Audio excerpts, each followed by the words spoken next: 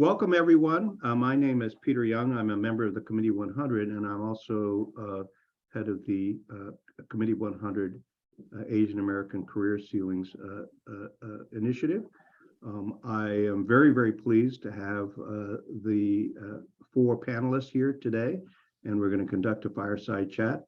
Before I do that, I just want to emphasize that this program was set up starting, this will be the 20th event, but it started in February of 2020 with the whole idea that although there's some very powerful and successful efforts around the Asian American career ceilings problem being put forth by Ascent, by LEAP, a number of organizations, they tend to be focused on one particular piece of the problem. And we thought there would be a role for the Committee 100 to be sort of a collaborative convening organization to cut across all the different issues, like what does the data show, what are the millennials view, what are the view of women, what's the problem about running for office, so forth, so that you end up with a collected convening place where all of us can talk about these issues and galvanize. And we did actually even have one that was focused on trying to create solutions. So last year, we got together 120 people and organized them in kind of a virtual ballroom. And each table was supposed to come up with 2 or 3 ideas on how we can do things better. And we came up with 25 actionable ideas that we're working on to try to move those things forward.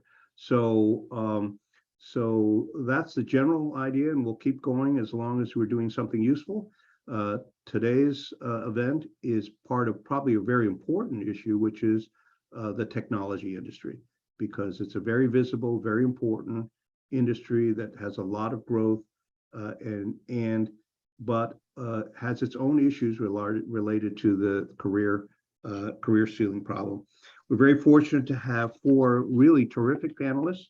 Albert Ko, who's the CEO of Early Warning Services, LLC. Shin-Wen Kuo, who is the Chief Operating Officer of the High Performance Compute and Artificial Intelligence Group at Hewlett Packard. Deb Liu, who is the President and CEO of Ancestry, but also built a substantial business at Facebook. And Jeanne Yuen-Hum, who we will now call Jenny, right, going forward, who is a Vice President of Global Supply Chain Quality and Reliability and Corporate Product Regulations and Standards at Intel. And what is good about this mix is we have some diversity of some large companies and smaller companies, some that are early stage, some are so forth. And we did happen to have some diversity by gender. So Al, you're a little bit outvoted by three women here. But it's an attempt to try to get some sense around this issue of what does this problem look like in the technology industry? What are the experiences of these panelists with regard to their own careers that have applicability to those of you who are in attendance and are trying to manage your careers, et cetera. So I'd like to start out and ask each of the panelists to briefly take 2 or 3 minutes and just describe what you do and very basically the career path that you took. And Al, we'll start with you and then move to Deb and then Shin-Wen and then Jenny. Al? Thank you, Peter. Can you hear me okay? Yep. Terrific. I'm sitting here in our San Francisco offices. My name is Al Ko. I grew up in Los Angeles. I started my career as a management consultant because I couldn't figure out what I wanted to do. And I got recruited by a mentor of mine to a company called Intuit that is better known for QuickBooks, TurboTax, Mint. Deb knows a lot about this company. I'm sure she'll share here in a moment. And once I got there, as an ex-consultant, I started in corporate strategy, but I quickly realized product management was something that I wanted to do. And like a lot of folks, I started in the proverbial mailroom. You own like a little button and you figure out what it should look like and how it should interact. And I got really lucky in that, caught the mobile revolution, right as the iPhone came out, before everyone fully realized how transformative it would become, and launched a set of apps that were very commercially successful. And I would say that was the big break that I got at a big company, and was able to lead product for the largest division at Intuit in small business. I was able to run Mint and join the CEO staff. I did that for about 5 years, a variety of roles. Again, every 2 years, Intuit's the kind of company that moves you into a different role. And I'm now currently the CEO of a company called Early Warning. Most people haven't heard of it. It's very critical to the financial services industry. Most people have heard of Zelle to make payments through your bank. So we actually own and operate that network as well. The company is actually based in Scottsdale, Arizona. So I'm in Arizona a lot, but I'm actually based in the Bay Area. I live in Menlo Park, and I travel a lot for work. I'm married. My wife works full time too. She's a VC. I've got 3 kids, one in high school, one in middle school, and one in elementary school, and they're all starting school this week. Fantastic. And we won't ask you which of those things is the most difficult, but it's probably raising the 3 kids, right? I could definitely get into that, but yes, correct All answer. right. Deb, go ahead. Well, I feel like it's difficult to follow Al because my life is so much more similar to Al's than anybody else. Probably I started on management consulting, didn't know what I wanted to do. Went to business school, landed at a startup called PayPal, at the time a few hundred people 20 years ago, and kind of, I was an eBay seller. I joined the eBay team, and suddenly we were bought by eBay the week after I joined. And suddenly I was leading the integration between the two over the next couple of years. I was working on a bunch of projects to integrate eBay and PayPal, led that team eventually as the head of product management for our largest business, and then went on to do corporate. I actually ended up in corporate strategy for a while as well. And so I feel like Al and we've had a lot of intersections. Eventually, I ended up going to eBay and leading the buyer experience, and then to Facebook, where I spent 11 years, eventually joining the leadership team. During my time at Facebook, I had built a number of products, including the games and payments businesses, so Facebook Pay, which is now rebranded MetaPay, Facebook Marketplace, as well as a number of ad products, the ad network, and I worked on a number of different things over the years, which was a ton of fun. And during that time, I joined the board of Intuit, how I met Al. Which is incredible. And then about 1.5 years ago, I got the call about a position as CEO of Ancestry, which is a 35-year-old company that's focusing on helping people find their family history. And so a lot of people know us for our DNA test, but we also have a tremendous subscription business that's really focused on helping people discover their roots and their history and the connections that bind us all. And so that's been an incredible career adventure over the last 20 years here in Silicon Valley. And I live in the Bay Area as well, not too far from where Al lives, and we're both building houses. So we talk about that too. Yeah, So, and we've been friends for some time. And Deb, I see the Ancestry ads on TV every once in a while, and whenever I see that, I think about you. Right? Yes, thank you. Yes. Yeah. So Shin-Wen, would you like to go next? Sure, absolutely. So I'm sensing a theme here that management consulting is what we do when we don't know what else we want to do and before we join tech. So I studied chemical engineering, and I knew I didn't want to be a process engineer, and I knew I didn't want to do academic research. So I too joined strategy consulting, which was a wonderful kind of provided a wonderful foundation in business transitioning from engineering. I joined tech in just before the first .com bubble burst. For those that remember the first iteration, I was very fortunate to join a startup that was in high growth mode. And I did that because I knew I wanted to build something, and technology was very hot. It was moving very quickly, and there was a lot of opportunity for growth and iteration. That actually took me abroad to Europe to help build operations there. It was a 6 to 8 month assignment. I ended up staying 8 years. We can talk about the journey of that at some other point. We took the company public. We were later acquired by a competitor that was then acquired by SAP. So still have a lot of good friends in that space. Actually, it was in the sourcing and supply chain startup technology space. So Jenny may know them, but I took a sabbatical to mainland China after helping integrate the companies in Europe, and then made a decision to move back to the US because this is where my family was. And I joined another tech startup, much earlier stage. So joining as employee 100 is very different than joining as employee 3, which was my second experience, wonderful experience. But then after about 1.5 years, decided that kind of my growth path was probably different than the company's growth path, and that it was time to join a large proper company. So I made the decision to join EDS.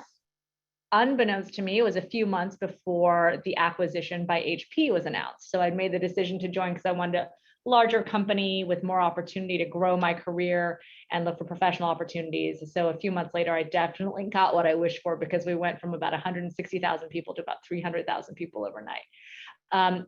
Since then, the company we've gone through a lot of changes as EDS, HP, now HPE. So I've been fortunate to have a number of leadership roles, both in global functions and in the business. I also did a stint in corporate strategy.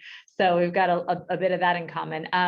Most recently, I've been leading operations and services for our high performance computing and AI business. And on the way here, I also took a journey through leading a joint venture in mainland China, leading our $8 billion core compute portfolio. And it's been a really interesting ride. I'm based on the surface of the sun, also known as Dallas, Texas.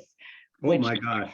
It's been very toasty. And underneath this background behind me is the white wall of one of our conference rooms in our Houston headquarters, where I am for a few days here. So broadcasting from a balmy environment, if you will. Well, clearly the pattern here is join one firm and stay there until you get the gold watch. We clearly have established that's the pattern here, right? Jenny, your career. So I guess I'm a little bit of an anomaly from the rest of all of you, have not been in management consulting. Actually, I was born in Hong Kong and my family immigrated to Montreal, Canada when I was 6 years old. So grew up there, my studies, got married, had our 3 kids in Montreal. So not American in that sense. I actually started as a software engineer. That was my training. And I worked for Ericsson Communications in mobile telephony design. Did that for a couple of years and then moved into the aerospace industry with Marconi and did a lot of safety critical systems, including microwave landing systems, global positioning systems. My husband decided to leave academia and come work at Intel. So we moved from East Coast to West Coast, Canada to the US in '96. So I've actually been here in Portland, Oregon, working for Intel since 1996. First 8 years or so in product qualification, we did switches, routers, Wi-Fi module, network processors, gone through kind of that era of the comms business just before the .com and right after the .com. Moved into software quality engineering. I started up this new function for Intel in 2005, and it was kind of just going back to my roots of software engineering. Did that for about 7 years until my boss asked me to go run customer quality support. So spent about 8 years in the field working with our customers, including HPE, and really managing that function with an external interface. And about 2 years ago, I was asked to go and look at it from the other side of the table, so supply chain quality management. And so I managed that since spring of 2020 with the corporate product regulations and standards, which is our product compliance. So that's been kind of my scope for the past couple of years. And I started it just in the midst of COVID. So for a long time, I did not meet my staff until just most recently, and we are kind of partially back in the office, kind of hybrid right now. So, okay, great. Well, I think my first question is pretty straightforward. I mean, for the previous 19 webcasts, part of the time we've covered specific industries, media and entertainment, nonprofit management, investment banking and investing, et cetera, et cetera. And the one thing that's come out of it is that the nature of this problem really can be quite different by industry. So I guess the next question is, are there any specific impediments that you face being Asian American in the technology industry, right? And because the barriers can be different depending upon what industry you're in.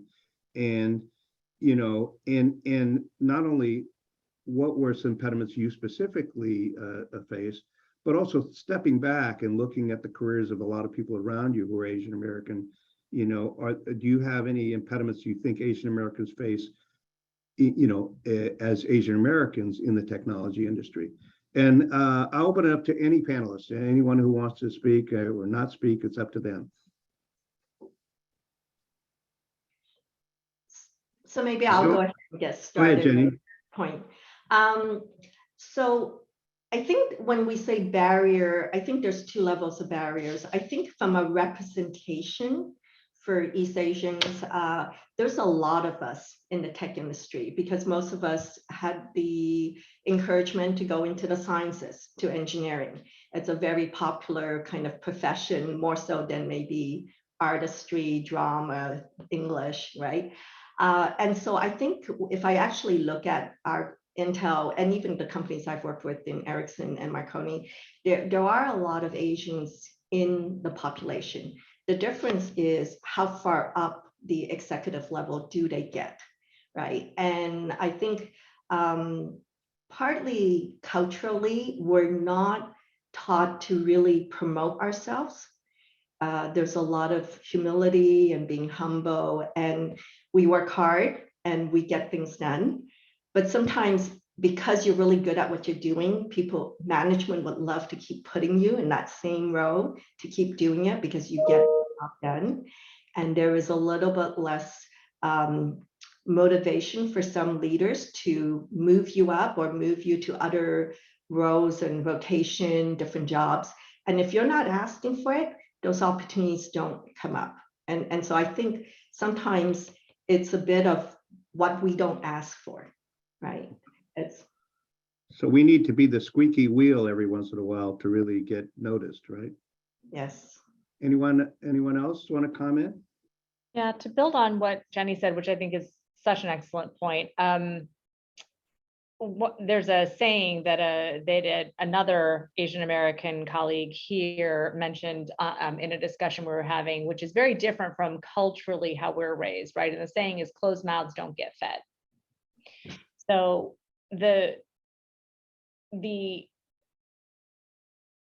sometimes the impediment we face is this holding on to the meritocracy myth, and everything that we grew up and were learning and the structure that we're put in is, all right, you work really hard, you get good grades, that gets noticed, and then you move up to the next level. And that's not actually how the world outside of school and academia works, right? It's actually learning the language of leadership and acknowledging that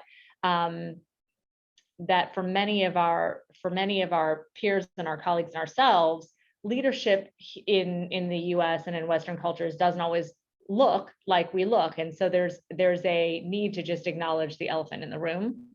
And to also recognize that it can be a lot of, in talking to some of my colleagues, one of the themes that emerges is there's a lot that we take on in terms of other people's expectations or assumptions. And my coaching is always, that can't be, you can't hold that it's so close to your heart, right? You got to you can't put all that burden on yourself to overcome everybody else's assumptions. Sometimes you just have to step over it and move on. And, you can do great work, but you have to, and while acknowledging that there are challenges based upon other people's perceptions, you have to, as Jenny said, you have to ask for the roles. If I think back on the inflection points in my life where I was advancing, it was because I asked for it. And it didn't happen the first time I asked for it in many instances, right? It happened increasingly, as you advance in your career, increasingly it takes more campaigning and more advocacy and more strategy as to how you're going to advance and expand your role and expand your scope and expand your impact. Yeah, that's right. Deb, any comments on your side? You've been through a number of, organizations that, in the technology industry. Well, I think what Jenny said about self-promotion is what I hear a lot when I speak to Asian American groups. They say, well, I'm really bad at self-promotion. And I say, if you call it self-promotion, you're not going to do it. Instead, if you call it educating people in the work that you and your team are doing, if you talk about amplifying impact, suddenly you've changed the way that you look at it. And I think we're kind of taught, my dad told me, keep your head down, get the work done, and that is not what the workplace in America is really about. But, he grew up in a very different time with different expectations. And I think that is something we're taught. So it is something to keep in mind, is to reframe. what does leadership look like and how can we model that leadership? I remember saying that to somebody, by the way, and I wrote, I wrote this article that's in Quartz about finding my voice as an Asian American woman. And somebody said, well, doesn't that smack of assimilation? And I just remember that moment thinking, I said, no. I actually took some time and I said, no, it's actually adaptation. We're adapting to the culture that we're in, and adapting doesn't mean we're giving up ourselves. It means that we're adapting so that we can lead in the style that makes other people more, successful in this society. And that's not a bad thing. If we work in Asia, there's different cultural norms and we would conform to that as well. And I think using the word assimilation is actually something that keeps us from actually doing what's necessary to be successful and to help our colleagues be successful in an environment that's not the environment that our parents grew up in or taught us. Yeah, and it's very generational. By the way, one of our webcasts we had on, how families raise their kids, and it was fascinating. We had 4 parents, different ethnicities, one Indian American, Chinese American, etc., talk about how different generations talk about how they raise their kids and this very issue, because a lot of this starts in how you're raised, right? And there was an acknowledgement that in some cases the parents screwed up by sort of saying, as Jenny and Shin-Wen says, that put your head down, study and hard, and they'll recognize you.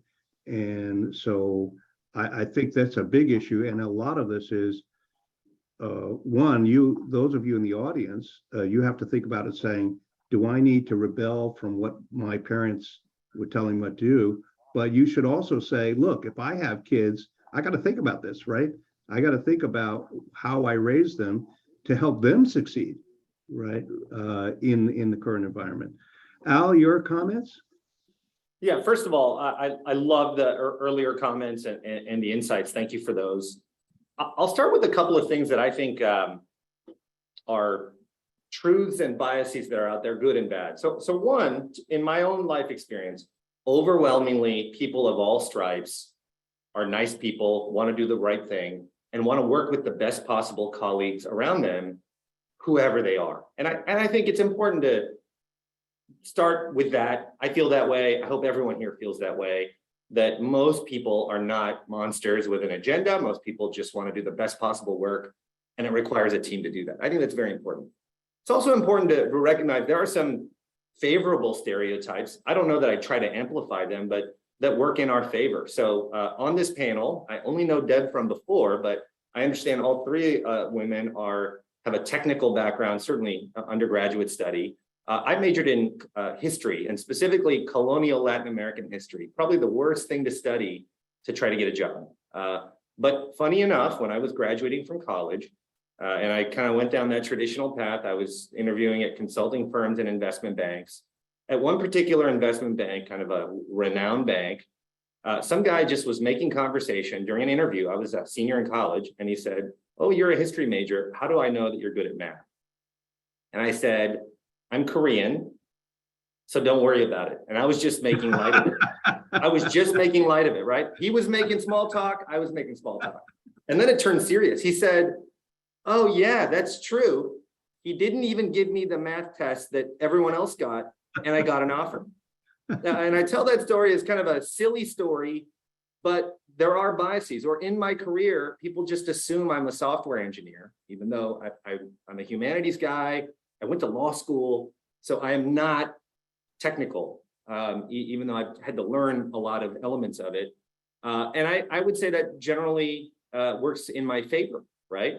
On the other hand, and we know this, and I'm sure this panel has talked about it, and this organization has talked about it, there's automatic kind of minus points for leadership, right? And I'm sure everyone's following in the press the case that's before the Supreme Court. I think it'll be adjudicated in the next session of the court. The Harvard admissions affirmative action case. And whatever you feel about affirmative action, and I'll just go on the record of saying I support affirmative action, it does bother me that automatically every Asian applicant gets a demerit on your application for leadership as a way of equaling the playing field. Yeah, that's that right. bothers me because it perpetuates existing stereotypes. So to me, the only thing, your work has to speak for itself. And the only advice I would have, if everyone could take one course or practice a lot more public speaking, and it can be on stage in front of hundreds or thousands, or it could just be in a room of 20 people. I think the more articulate you are, the more confidently you can express your ideas, you're going to be able to overcome those biases. Yeah. And so that would be my only tangible bit of advice. I think a lot of other things sometimes smacks of self-promotion that I think can cut both ways. I'm sure this is a much larger conversation, but the public speaking element, if you're good at it, people assume you're a great leader, and it will open a lot of doors. Yeah. In fact, very recently, Warren Buffett was asked if you were to pick one skill that's key to success. He surprised everyone. He says it's writing and speaking. If you know, there's no matter what job you're going to be in, you have to be able to speak well or write well, communicate, which is really interesting. And he didn't say, oh, you have to have superior knowledge of company values or so forth. By the way, Al, fess up now. Are you really good in math? No comment, but Okay. Oh, all right. Okay. All right. Okay. okay, All right. good enough. Good enough. All right. I'm sorry. I thought you might confess in front of all these people, right? Whether you really were good or not. Now, one of the possible criticisms. Not compared to these ladies. I'll just say that. Oh, I see. Okay. Now, one of the possible criticisms of panels like these, if you pick successful people, is, oh, gee, you picked a bunch of successful people, so, they didn't have a problem. It's also true, though, that every successful person I know, famous or not famous, ran into, various challenges along the way. And the key is not so much that, hey, here are 4 successful people, so, their lessons are key to be, it's how you got there, right? So any comments about what each of you or any individual had to fight through somewhere in your career where you hit a barrier and so forth, and then how did you get through it? And did it relate to your being Asian American?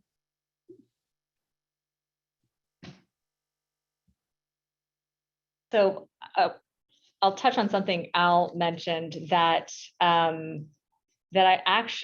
had almost an inverse experience on the good at math. I was when I was working for a startup, I had a discussion with a senior executive there about kind of opportunities, growth opportunities, and what the next phase could look like. And he said something just kind of casually offhand. He said, well, you have something working to your advantage because you studied engineering. So even though you're a woman, no one will ever, people won't question whether or not you are strong analytical problem solving. And until that statement in that moment, it never occurred to me that somebody might question my analytical problem solving bona fides. And I studied in a course where most of the top students in my chemical engineering course just happened to be women. And then the one guy that pulled his weight, so we let him study with us and be our lab partner. But and he went on to get a PhD. But it never occurred to me that that might be a question in someone's mind. So I wasn't looking to answer it or address it. And I had another experience, same startup, where one of the executives that had hired me said, one of the founders, casually at a dinner said to me, you would make a great executive wife. And yes, he didn't mean an executive who was married to someone. He meant the wife of an executive. So, and he had one picked out for me. He was very avuncular. So he thought he was looking out for me. And to Al's point, good guy, wanted to do good work, grow his business. He'd hired me, but he had limitations in his worldview as to what the possibilities for me were. And so one of the things that I think is really, really valuable is getting feedback, not just on your performance, but on other people's perceptions. And you've got to be able to create that space to hear what that feedback is, and also recognize that's not about you. It's about their perspectives on what's possible for you. And sometimes people's perspectives on what's possible for you it's good to know that if it's going to limit your pathway in interacting with them, right? And I would point out at the time, I was an executive at the startup. I was leading roughly 50% of the European revenue. And it was an interesting moment. So we, kind of had a discussion, and he painted the pathway for me in his own terms. And we're still in touch. He could still call on me, and I think I could still call on him. But to Al's point that most people aren't monsters. It's just everybody's got a worldview. So the sooner you can learn that and then just deal with what's in front of you, I think the better. Did you change his perspective along the way? Well, I'm not an executive wife running somebody's foundation, so. Oh, okay. No, I meant that, that specific person, who had sort of stereotyped you. I didn't spend a lot of time on it. Yeah. If that makes sense, right? Yeah. Because my purpose wasn't to, now don't get me wrong, I would love to have, had his enlightenment be part of the journey, but it wasn't necessary for my journey. And it wasn't really my purpose. It was like, we can have a great relationship. You can have your worldview. I can have mine. Our pathways will diverge and you move on. So I think sometimes there are these unspoken assumptions. There are unspoken assumptions about that we've already kind of talked about what, how the Asian American stereotypes fit or don't fit into what we believe leadership work looks like. Deb's made some incredibly, great points about adaptation and dealing with, look, I'm an idealist and I would love the world to be as I would like it to be, fair and just and full of truth and beauty and light. However, there's a part of me that's a pragmatist that says, listen, you only get a shot to make the world that you want when you deal with the world that we have, right? So we got to deal with what's in front of us with the best tools and adapting to the environment if we're going to have a chance to carve out the world that we want. Yeah. Al, any comments on this issue? Setbacks that you had that somehow related to Asian American and how you broke through it? If the answer is no, that's okay. I've had more setbacks than I can count career-wise. Mm-hmm. And so a lot of people assume, I'll just say one thing, and I'm sure everyone on this panel would also say, they might assume, oh, you're so successful, somehow you went from one promotion to the next. And that's definitely not the case. I can confidently say for everyone, I don't know that I'd attribute any one reason or any particular setback to being Asian. Like I said, I'm more of an optimist about the world. I will say I've heard, comments, Shin-Wen referenced one, but just of comments that definitely are tinged with, I would say, more than unconscious bias, conscious bias along the way. Like that, for example, a lot of people say that I'm funnier than they thought.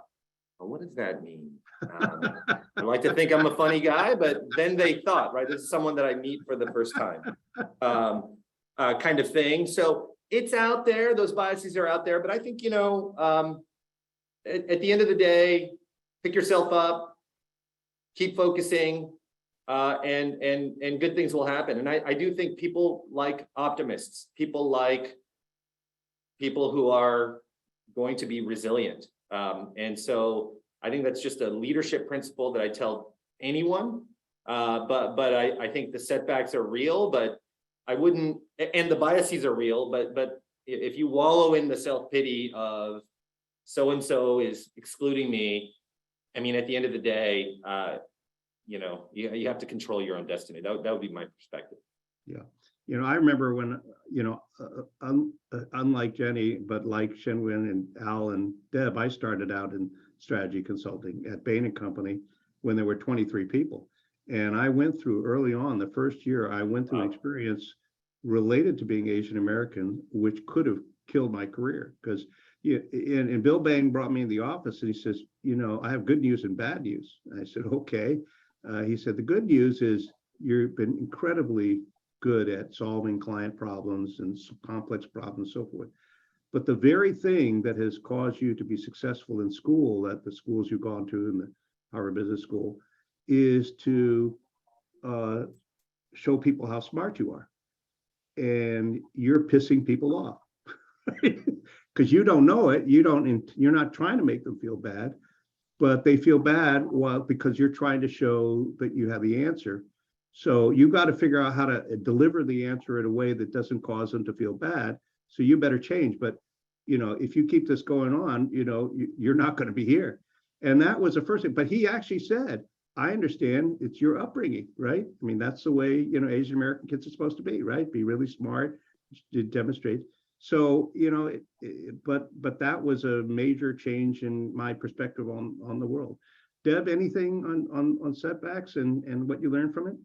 Well, I think that the interesting part is, as Al said, it's not like it's really obvious when somebody doesn't give you an opportunity because you're Asian American. Like, it's not overt. They don't go, hey, I'm not going to promote you because of X. But if you look at the numbers are actually pretty obvious that, there are reasons why people who are Asian American are promoted at a much lower rate, don't reach the C-suite, that, they're like 30-40% of tech companies, but maybe less than 10% of the executives, right? Either they're terrible at what they do, or they don't aspire to grow their careers, or there's something in the system that is a barrier. And one of those things is true, and you can believe what you want, but I'll just put it out there. And, for me, I have been passed over for jobs, and I think it's, and I spent years actually during the years between when my son was born and when my youngest daughter was born, and several years after she was born, I didn't get promoted once. In fact, I took a demotion to go to Facebook. For 6 years, my career was stuck, and I just couldn't figure out what I was doing wrong. And the thing is, nobody told me what it was, and I had to figure it out. But I think those are the moments when you have to decide, and I thought about leaving tech multiple times during that time. In fact, I resigned during that time to actually quit. And I almost did it a second time after the birth of, so I did that after the birth of my first child, and then I considered doing it after the birth of my third child. And I don't know that it's related to being Asian American, but the numbers don't lie either. And so you kind of have to figure it out. So for me, I don't think anyone has ever said that to me, and I don't think that's an issue, as much as I didn't lead the way other people expected me to lead. And that's something I had to figure out for myself. I had to figure out how to navigate an organization where people were very different, and I felt very different. And it took me a long time to figure that out. And it was something that was on me to figure out. I wish it weren't that weren't the case. I wish it wasn't that's not the expectation, but it is. And so for me, I have to adapt, as I say, to the culture and figure out how to find my voice within a culture that was very different than the way I was raised and the expectations I had for what a workplace looks like. By the way, I'm going to, before I move to the next question, I'm going to mention one thing that doesn't apply to the 4 panelists, but is something worth thinking about if you're an attendee. One of the classic things is, if you're Asian, to be promoted to be head of Asia or head of China or whatever. And you want to really think very carefully about that, because if you trace what's happened to people who are Asian, who get appointed to be head of China or so forth, very often they never make it out of that stereotype. So think about it very carefully. I mean, I only know of one CEO of a US public company whose career included being head of Asia, who then ended up being the CEO of the company. But you get trapped because you get stereotyped as the Asia person, right? And that's just something that doesn't apply to the 4 panelists here, but it's something I've heard from lots of people. So it's just something to think about. It might seem like an opportunity, but it could also be, a trap. Now, one other thing for each of you is, are there any notable catalysts, whether it's education, mentors, or opportunities, or career decisions that were were a transformation with regard to your success? Because a lot of what people talk about is mentors, figuring out opportunities, when to move and change, and so forth. So to any of the panelists, are there any factors, catalysts that you would cite that were transformational in your career? Maybe I'll go start on this one. Is and it's something I never seeked out. I never seeked out a mentor or a sponsor or anything. And over time, whenever somebody assigned somebody to me, it never worked out. I kind of felt like I was doing the mentoring of the person that was assigned to me, because I'll be in software and they assign me somebody who's a fellow in process technology, just the worlds didn't match. But their thought was, oh, she's a woman, you're a woman, therefore it works. It doesn't work that way. But unbeknownst to me, when I was running software quality, which was kind of my dream because that was where my education is, and I had done the startup from 4 people to 80 people over 7 years. So it was kind of ran the whole function as a startup. I didn't want to let go. And my boss at the time, my VP, really literally dragged me kicking and screaming from that job, taking it away from me and telling me to go work in customer quality, which was a function I never aspired for. It was not a function that, it wasn't run by a VP at the time. And it wasn't something that I consider or thought of doing. About a year and a half, less than 2 years into that job is when I got promoted to VP. And it was really the opportunity to showcase my leadership from one environment. And what I learned afterwards, it was the idea that you prove yourself that you're not just a one-trick pony, like you're not just only good at one thing. You could take that leadership skill and apply it in a completely different area. The other is when you're working with customer, you're with other executives, it's that executive presence, which they always tell you you need to have, right? It's that proof point that you have that. And in fact, that's what got me my VP. And it never dawned on me. It wasn't an aspiration. I didn't even think it was within my grasp or within my reach to be a VP at Intel. There were not a lot of role models to go by, a lot of Asian women VPs at the time. And so it was really something that I didn't aspire for, didn't ask for. However, I had a boss who advocated for me, who determined that I had that capability and actually put me into a scenario where it was something I could prove myself and then therefore warrant that promotion. So sometimes unbeknownst to you, there's somebody looking out for you. And that was the fortune I had, was that there was somebody who looked out for me and helped me along the way. But I don't think I would have gone there without him. So. Mm-hmm. And I would reflect on, I answered the question in the chat, but you know, Jenny is talking not about a mentor or a manager, but a sponsor, somebody who opens doors and pushes you through when you don't think that's the right thing. And that's been completely transformational in my career. The biggest step functions I've had in my career is when I had a person who said, I think you can do this. You can be the head of the product for the eBay business at PayPal, which is our biggest business. When I was 2 years out of business school, you know, so, and I had maybe 2 or 3 years out of business school. I had been a product manager for that long. That's it.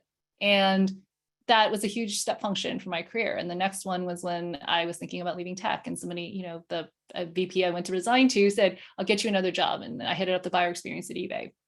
And it go on, you know, I've joined the board of Intuit because Sheryl Sandberg called and said, you know, she introduced me to Brad Smith, who's the CEO of Intuit. And, you know, each opportunity is one where it's somebody like Jenny is saying, who opens doors for you. And the thing is, in sponsorship, by the way, most people look for people who look like them. And it's like, this is me 10 years ago. That's the kind of people who get sponsored.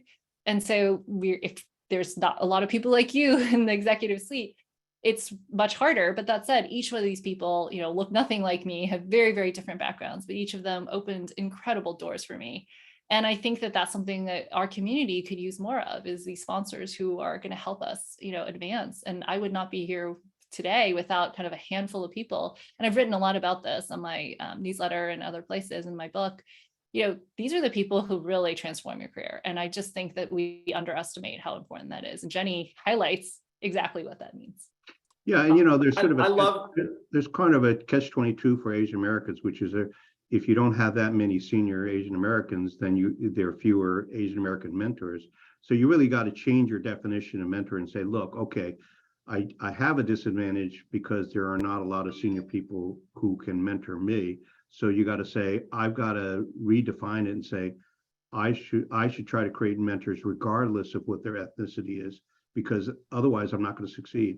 How about the other two, Al and Shin-Wen? Well, the role of mentor? I was just going to say, I love Jenny's comment about the fact that relationships need to be more organic. It's something that she needs to seek out as opposed to some artificial mentorship program. And then Deb, I always learn from you, but this distinction between sponsorship and mentorship, I think is a very, very big deal. You know, my dad always taught me, and it seems like a universal principle, but that, you know, deep relationships and human bonds are what matters most. And my best friends are my friends from when I was 8 years old. My colleagues, the best colleagues I work with, I wanted to feel like we're family, not just a transactional, I depend on you at work, you depend on me, so let's work together in an ideal scenario. That doesn't always happen. And the greatest sponsors in my life, using Deb's lexicon, which I love, I'll give you just one example. And actually, I think Shin-Wen, Deb, and I all worked at BCG at one point, which is a odd coincidence. Not as good as Bain Peter, but almost as good. Anyway, I was working at BCG, and this partner who happens to be German, born and raised in Germany, but lives here. He has been a sponsor throughout my career. And funny enough, I never even worked on a project with him. But why? We just got along interpersonally, and he had older kids whose weddings I've been at now subsequently, but who were in high school at the time.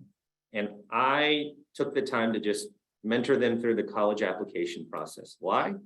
Because I am interested in it. And he was so appreciative that just some, young kid would do that, when he went to Intuit, he brought me along, exaggerated my capabilities in front of senior leaders, which opened doors. And that was a gift that has kept on giving for decades. And I have 3 or 4 other such sponsors in my life who I didn't have an agenda. I just care about them and their families. And it's because of that they care about me. We know each other as humans. I don't think they see me as some up and coming Asian American. They see me as an extension of their family. And then, professional things happen as well. So I don't know if that's instructive at all, but I think this notion of sponsorship, even bleeding into the relationships, the ties that bind, that are durable, that aren't just, you're my boss, so therefore you do my annual review, therefore you might help me get promoted, but rather, I care about you, you care about me, we're in this together, so let's make it happen. Peter, I'd love to learn more about your story one day.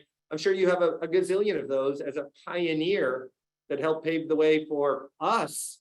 And hopefully we're going to pave the way for the next generation. But that's my 2 cents in terms of, building on Jenny and Deb's great comment. No, it's a very good point, and it does point out that, something, the Dale Carnegie, praise people, go around, brown nosing or whatever. It may work in some things, but it's just not that genuine, right? That's really what you're saying, right? That's right. Shin-Wen, any comments on the mentorship or any of the issues related to catalysts in your career? I love the distinctions around mentorship and sponsorship, and really that advocacy of who's carrying your paper and saying your names in the rooms you're not in, right? So important. And there have been several people who have said my name in rooms that I'm not in. And by the way, I'll note one other distinction. So unlike Peter, Al, Deb, and Jenny, I go by my misphoneticized. I learned this in my 3rd year. My name is misphoneticized from Mandarin into English. And I learned this when I went to mainland China, and people looked at the characters and they looked at the phoneticization. But so my parents go by Jen and James. My brother and I go by Shin-Wen and Shin-Pei. And if you ask my father why, he will tell you, I didn't think we were staying long. So, but over time, name becomes identity, right? So even my name, which I think is phonetically pretty easy to sound out, people often, I've learned over time, people often will stumble on it because it's not familiar.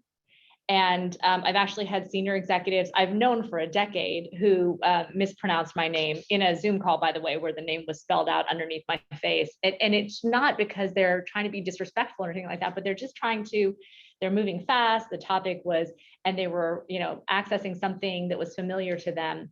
And so the more that we say the names of people that are unfamiliar, the unfamiliar names, the more that we make that visible, make our community visible, vocalize that. I think the more over time we build that foundation of familiarity. The other thing I would say that's been catalytic for me, beyond sponsorship, is really reframing. So there have been people in my life who have reframed the way that I think about what I'm capable of, and the way that I think about how I can make an impact. And I actually met for coffee very briefly with one of them, colleague here at HPE earlier today. And he was previously our chief diversity officer, and his name's Brian Tippins, for those of you who know him. But he reframed early on for me that, we often wait until we think we need to wait till we get to a certain level to have impact, or a certain level to have power, or make a difference, or for our stories to be valuable to someone. And what I would encourage everyone to think about is there's not a magic inflection point where suddenly you have power, suddenly you make impact, suddenly your voice matters. So for us as a community, I think it's important for us to reframe and think about where and how we can add value and support the community. And then another colleague of mine recently, as we were thinking about our board seat searches, and Deb, I'm sure Deb and team, I'm sure you all have lessons to share about this. But one of the things that she was helping me think through is kind of reframing how we turn up the thermostat setting, right? What's that? If you look left and look right and think about the peer set, you have something to add. And so turn up the thermostat setting for yourself. So those have been really valuable conversations, just point in time things that you ruminate over and work to incorporate. Yeah. Now, on the next question is as follows. I mean, we tried to create some diversity in this panel, but obviously it's impossible. We can't have a panel of 50 people, right? It's impossible to be diverse along every line, right? However, I do want to pose this question to the four of you, because even though just the four of you have specific careers in specific companies, you've been exposed to enough technology companies and people in technologies, so you'll probably be able to generalize around this. So the technology industry, like pretty much every industry, has many different segments. It's not just hardware or software, et cetera, but also very different corporate structures. They're large corporations, they're partnerships, they're startups, there are growth companies and midsize. So can you share some of your views, of your perspective, and not just from your own company, because I'm trying to help the audience get a sense for the bigger picture.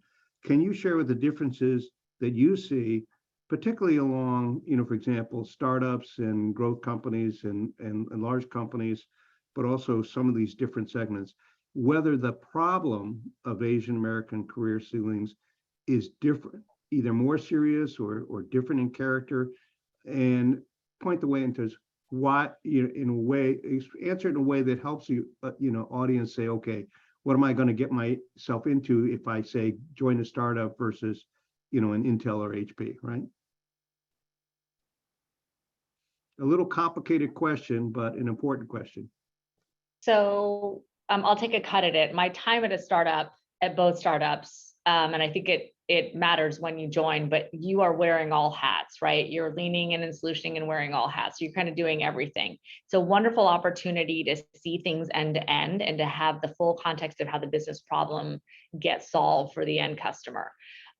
Corporations, in my experience, tend to be organized much more in functional silos, and to focus on domain expertise in the way that we're structured organizationally. And sometimes that can, and I think there is still benefit, because every business problem manifests itself horizontally across those organizational silos. So over time, as I think about kind of startup versus corporate, and I've enjoyed both the experiences for different reasons. That navigating your career, navigating advancement in each environment can be, it presents different challenges. A startup is aspiring to be a large company where they have the challenges of needing to scale and therefore more specialization. Once you get into the corporate world, we need people who can look across all the functional silos, integrate the issues, and then create a solution that delivers to the end customer horizontally. So that's my take on it. But do you think there's more or less barriers to Asian Americans if they're in a startup versus a mature company? You know, I can imagine. A lot depends on the company and the culture. Yeah. The companies are Right. so different. I Yeah. actually, I had such career opportunities when PayPal was a small company. And it was step functions. My career grew a ton in a short period of time. But then, it stalled out for a while. And then I joined Facebook when it was like 900 people. And it was, again, lots of opportunity. And so I think that a lot of it is like the environment you're in versus being at a big company. Like it's really about, do you have the sponsorship? Is it the culture that you want? Do they have the values that you care about? And Yeah. you're going to thrive in a place where you align your values and align on the mission and feel like you can have impact. And I think you can have that at a very small company, or you can, and a lot of the small companies might become big companies, in which case you'll have opportunities. I don't think it's systemic in either one. I think a lot is very localized. Mm-hmm. I think it is related to whether the company is growing or constricting, right? If a company is growing, almost the opportunity continues, and your scope just grows automatically because the company is growing, or there's more opportunities available to you. When a company is stagnant or maybe even downsizing, it becomes a little bit more of a survival instinct, and where Al keeps referring to people are good, it can get a little more competitive. It can be a little bit more challenging to work in that environment. And when people get into a survival mode, they're not always in their best behavior. So I think I've seen, I've been through different companies at different stages, and even Intel ourselves have gone massive expansion. When I joined Intel, we were maybe 30,000 employee. We're about 120,000 employee now. We've gone up and down, So I think the growth of the company, the environment offers opportunities or causes a more competitive environment. So Yeah, I don't know. that's a very good point. And obviously it's very clear there are a lot more politics in a large company than a small company. I mean, a small company can be very political, but just, generically, larger companies by definition, there's just a lot more politics. And if you don't have growth, it gets even more intense, right?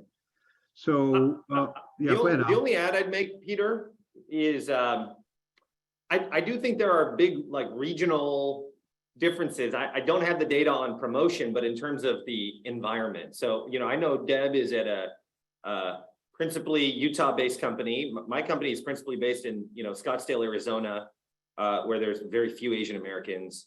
Or when I was a summer intern once at a Boston law firm, it was the first time in my life where I felt very much a minority in a way that was extremely pronounced in the way I was treated, not negatively, but just as someone very different.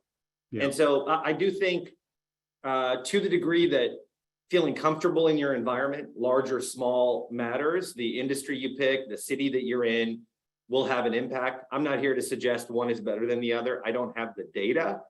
And I agree with the general points. I don't know that there are huge differences between small and large, other than you got to find the right cultural fit. But I will say it's been very eye-opening, after spending most of my career in the Bay Area, to be in Arizona most of the time. And I'm actually deeply involved in the business community and the CEO community in Arizona. It's very different. The politics are different. What people like to do, the cuisine, and all of that, and it matters some. And so if that matters to you, it's probably something to think about before you make a big career choice. Yeah, and in fact, even more broadly, but what it does say is, do your homework on the specific company you're thinking of joining. And That's right. Geography is one, personality. What's the style and the philosophy of the CEO and the rest of the team? So we could talk about technology, small companies, but the fundamental is do your homework about the company that you're thinking about joining. And then just be really honest about yourself and say, where do I fit, right? Because we're all different, and separate from the fact that we're talking about being Asian American, boy, there's a variety of different personalities and styles. So do your homework about the company, regardless of what sector it's serving or where it's located, because those can drive differences in your success, right?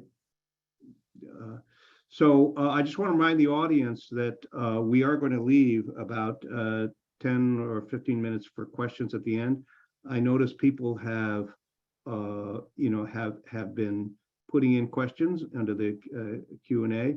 So please do that, because we're going to start by selecting questions that you have typed in.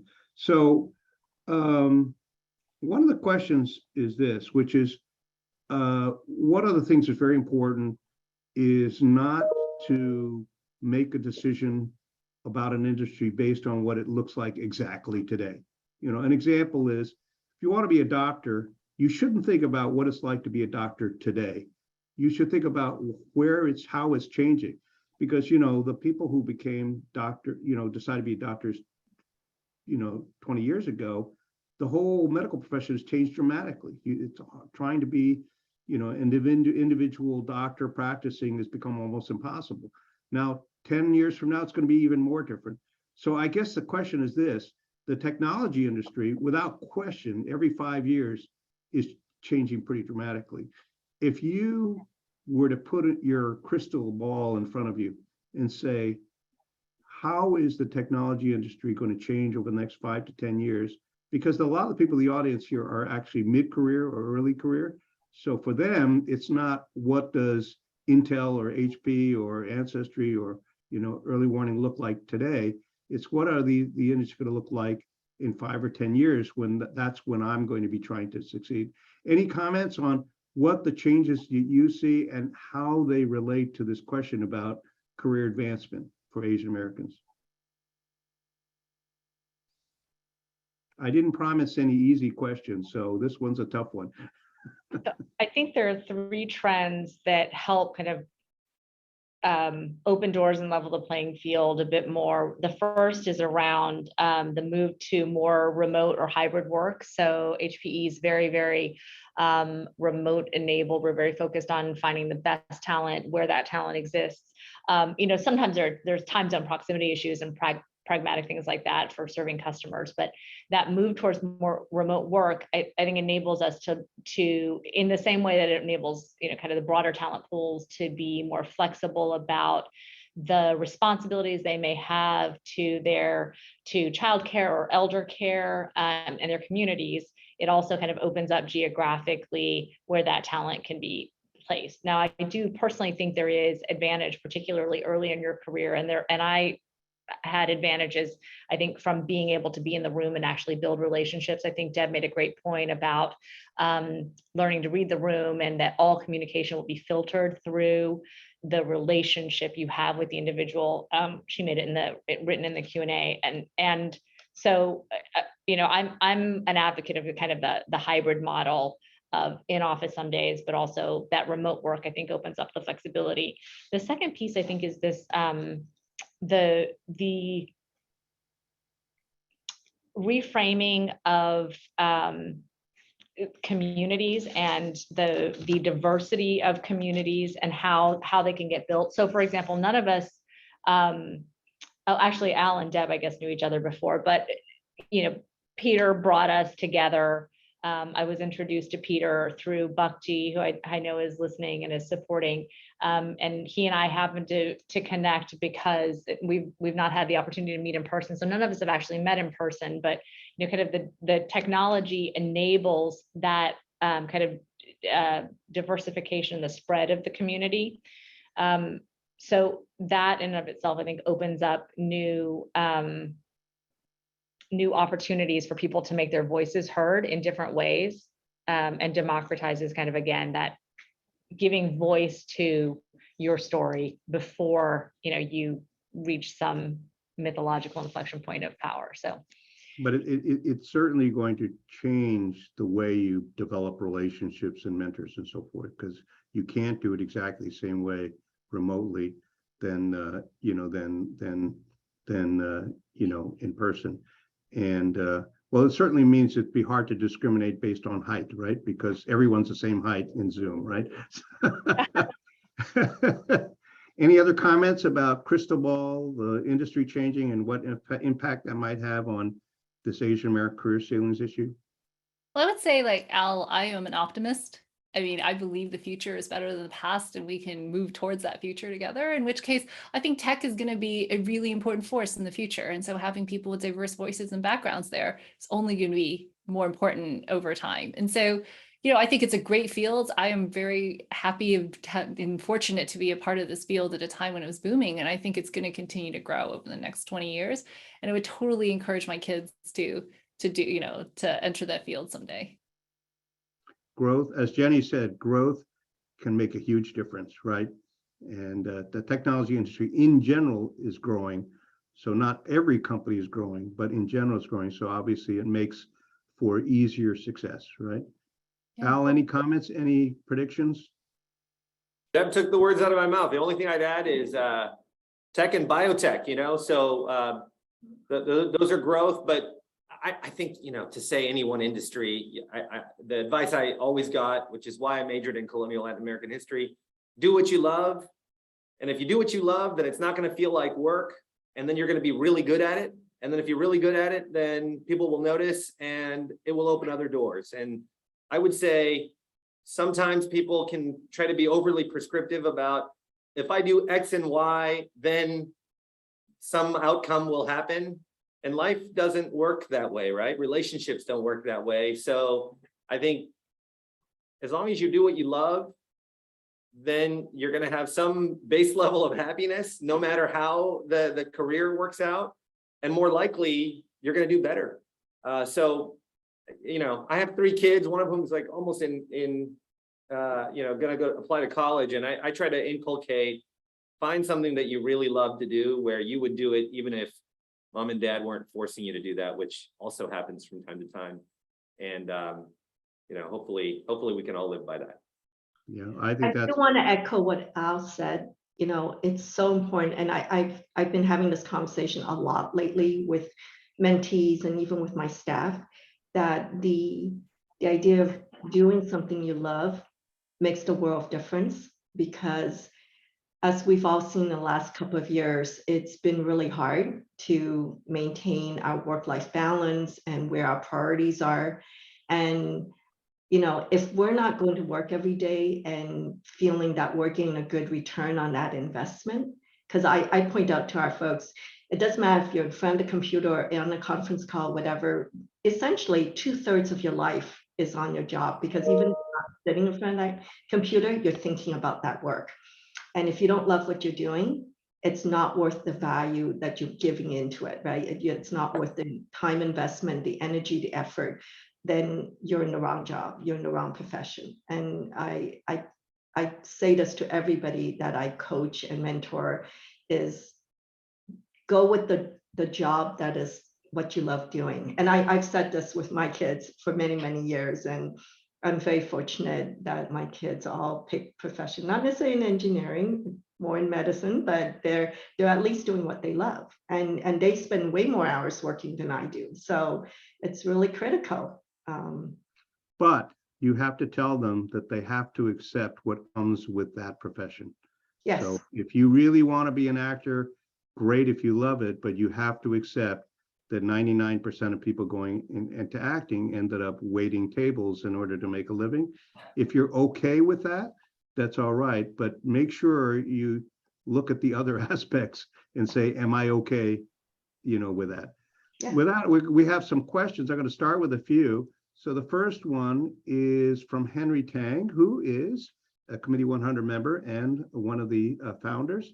He says, please elucidate what you mean by, quote, little motivation, unquote, by senior executives to promote Asians. How could that obstacle be mitigated? So if you actually look at diversity and inclusion, which is a very big focus area for most corporations, there's a lot of emphasis about that diversity and the focus. But here's the thing, Asian, and I apologize, Asian male are not considered underrepresented minority in the population. And so I really believe they are not getting any attention, focus, mentorship, sponsorship. If we're lucky, Asian women may be part of that focus area because we're considered female. And in the tech industry, tech women is still a diverse, underrepresented minority somewhat, and there is still a lot of focus. So 30 years ago, it would have been different, but I would say in the last 10 years, there's been a lot of focus on women in technology and more sponsorship and support. And I would just say for Asian men, unfortunately, there's not a lot of focus or motivation, no indicators that are driving these execs to pay attention to that. So. But I do think we can change things. Like one thing that I advocated for in a previous company was to include all Asians in executive positions or leadership positions, so directors and up, and to track that and to monitor it, you know, sort of like Ascend does for publicly. I think it's important. You know, if you look at a company where you have 30% maybe representation and at the leadership level, it's 10%, either something is structurally wrong or there's decisions being made, you know, unconsciously. And so, you know, it's something that some companies are now adding. And so it, you know, it makes a difference when ERGs, you know, and these types of groups actually advocate for this and say, hey, this is a blind spot. Let us take a look at this and double click on it and see if this is an issue for us as well. Yeah, that's right. By the way, I had promised Al that this question would be on the list, but I would not put it up at the top, but it's come out, which is, you know, do the panelists feel there, you know, what differences do you see on this issue for Asian American women versus Asian American men? Are the barriers bigger or smaller, or are they just different in nature? And you know, and this is not a question just for the woman on the panel. I mean, Al, you're an observer as well, and your company's on this issue of gender, so you're entitled to give your observations as well. Any comments on this issue? Oh, by the way, we did do a survey. We did actually did a survey of a bunch of millennials, both male and female. We asked them that question.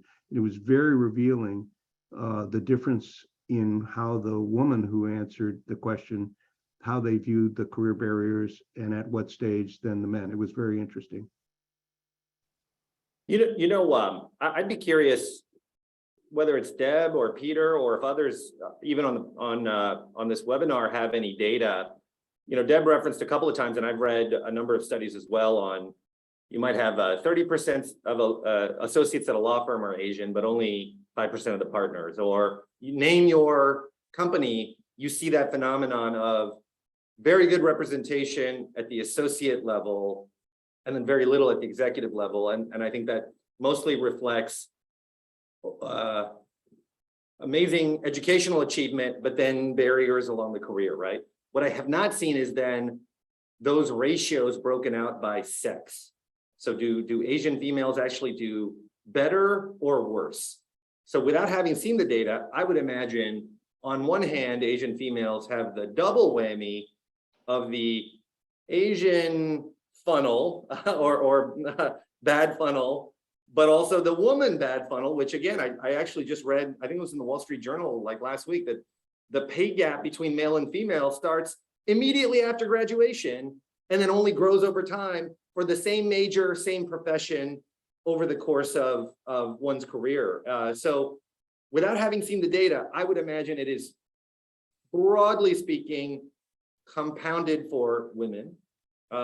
I will say, maybe speaking for the guys out there, though, at least in our society, you know, the guy tends to get more emasculated just in depictions in society. You see that in dating patterns and marriage patterns in a massively pronounced way.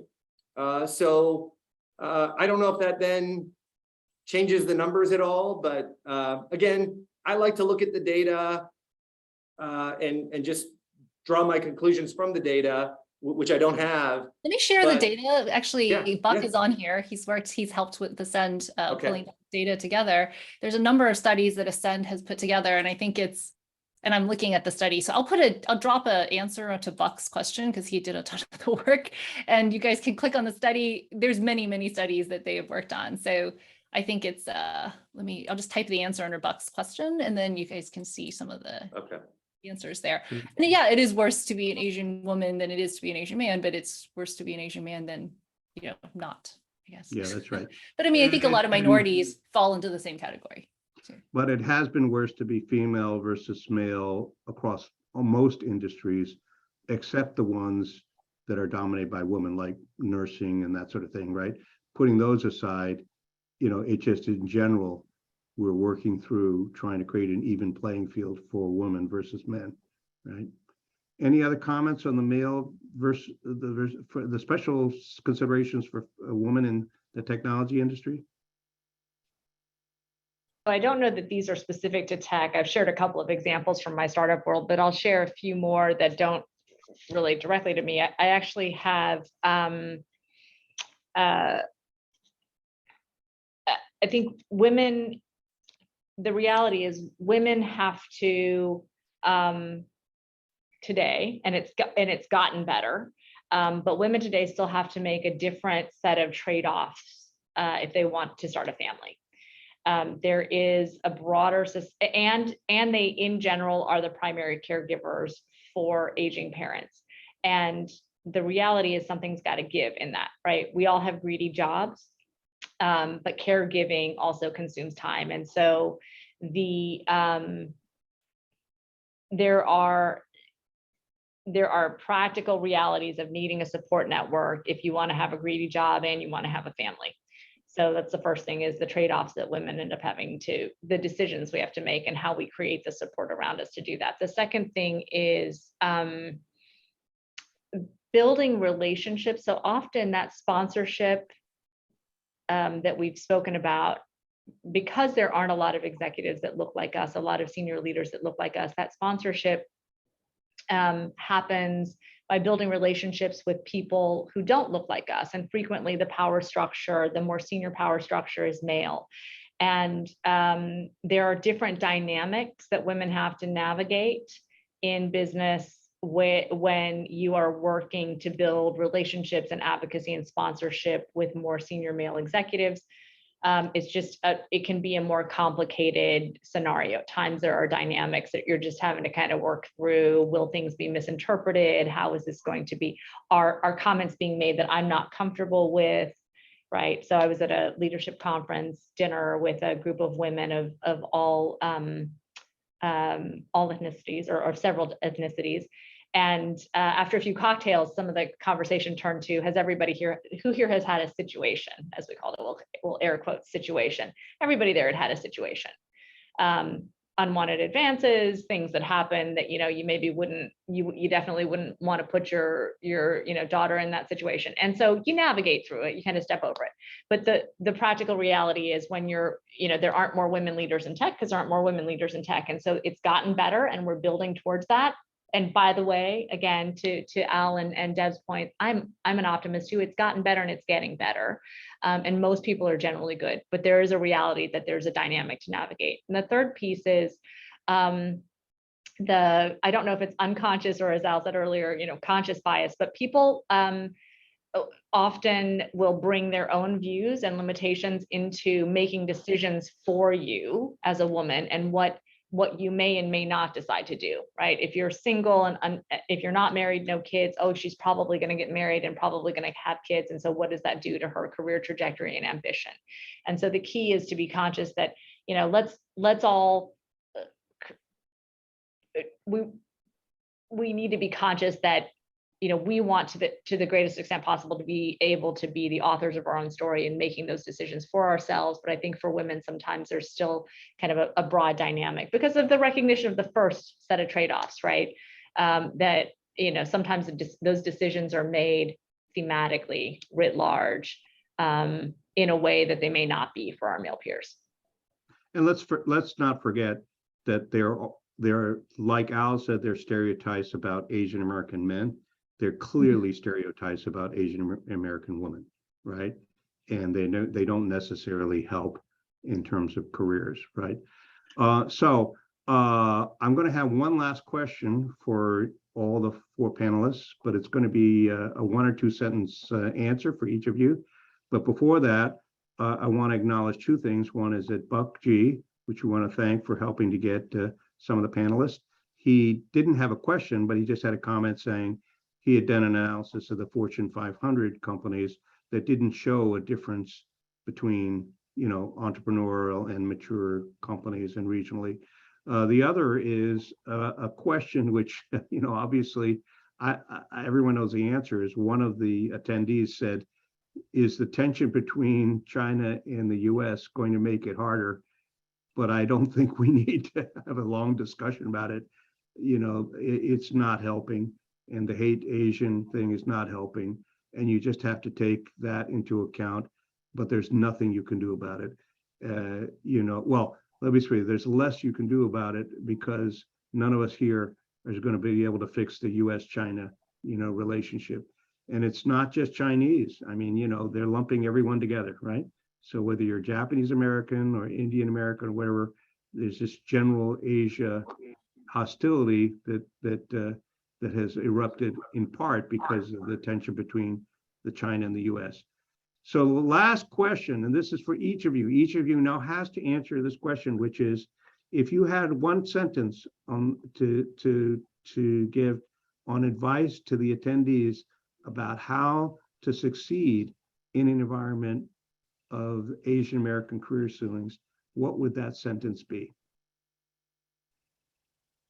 Constantly be adapting, learn what success looks like in your company, what they're looking for, and adapt and learn those skills. If for me, the biggest challenge was the one that Al said, and there's this, I wrote an article, so I have a newsletter called on Substack, and I said the secret bias no one talks about, and that's the ability to really articulate, like speak intelligently about anything. You get so much more credibility if you could speak on a dime and just answer questions. And so that's what I would suggest. Great, okay. Anyone next? I would But say everyone is be required to fearless. answer. Go ahead. I would say be fearless. Mhm.